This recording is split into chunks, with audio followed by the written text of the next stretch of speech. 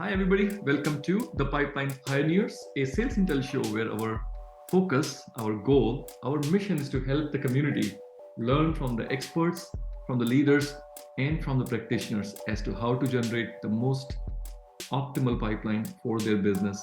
As we know, pipeline is the heartblood of any organization. And generating pipeline, we at SalesIntel believe is a team sport.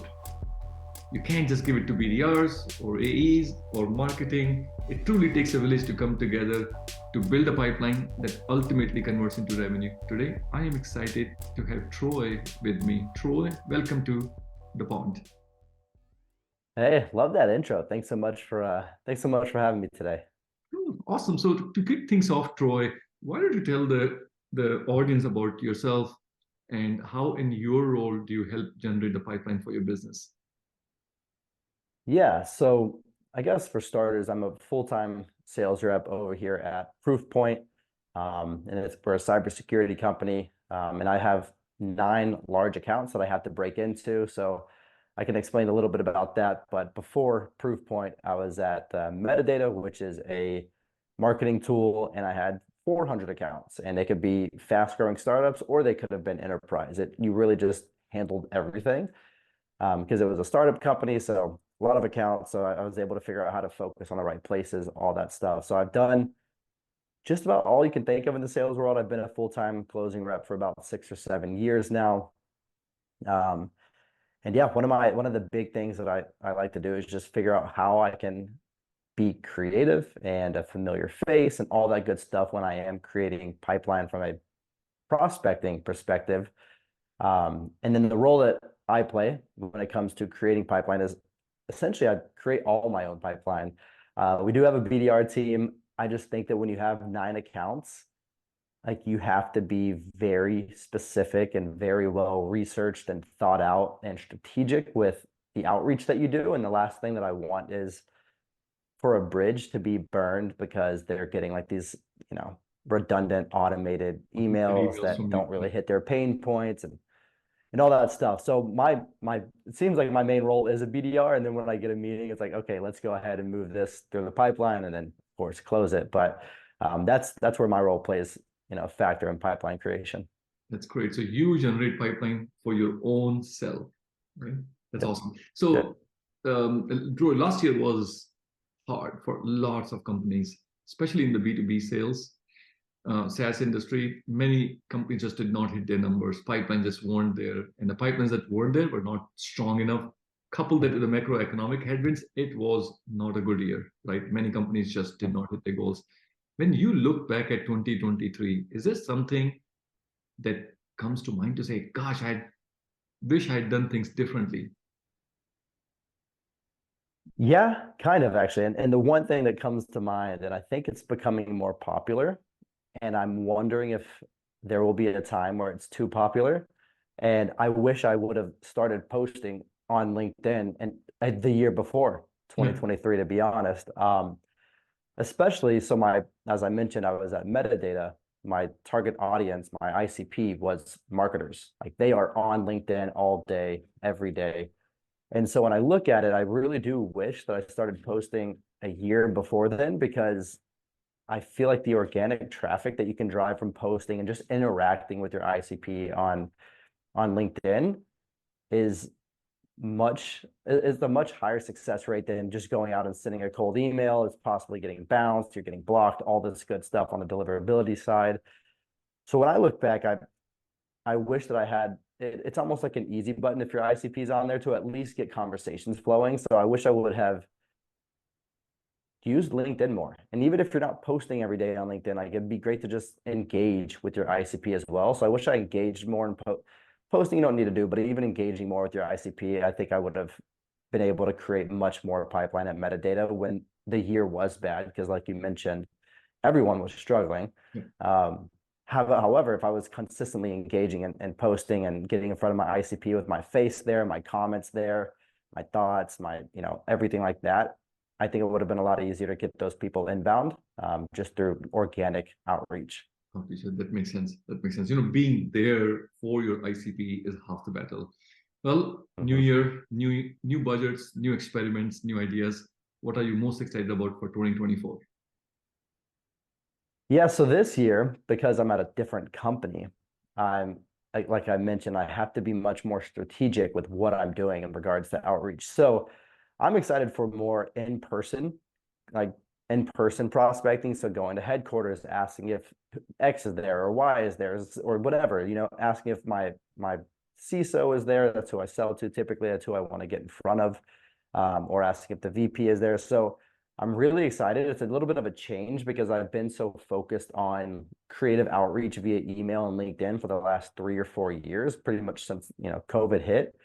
So I've always thought, like, what else can I be doing that my competitors are not doing? And also the other thing I think of is what can I do to make sure that they see my name and that they see my face as much as they possibly can. So when they do have the challenge that I keep putting in front of them, they're like, oh, let's go with Troy Munson. Like he's tried.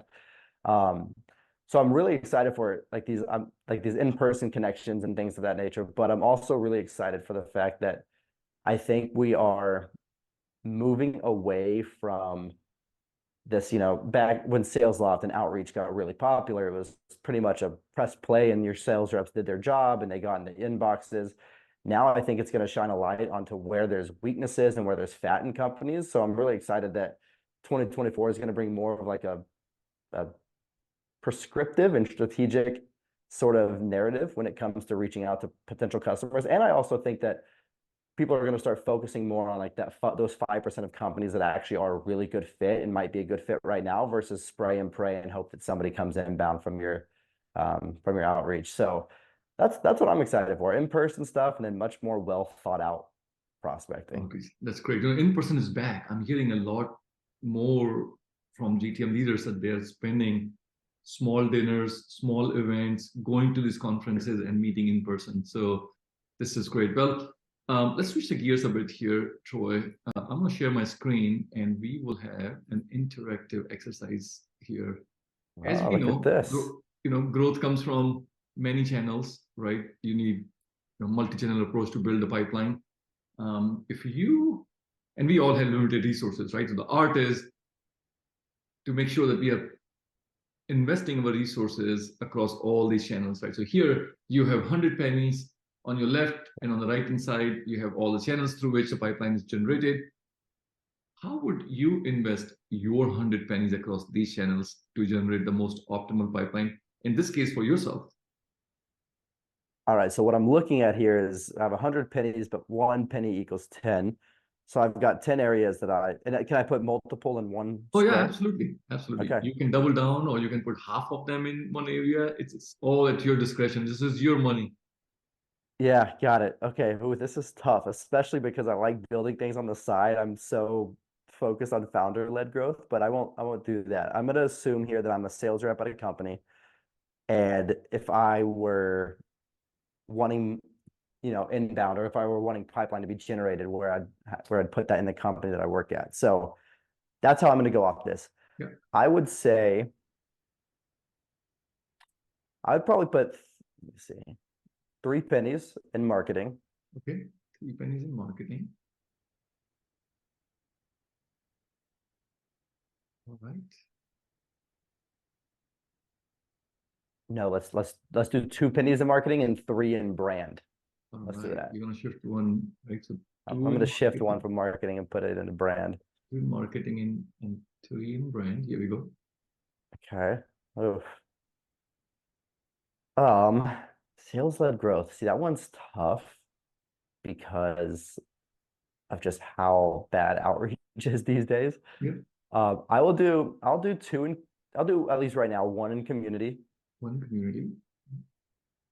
I will do, especially if you're a startup, I would do 1 or 2 in founder-led growth. Yeah.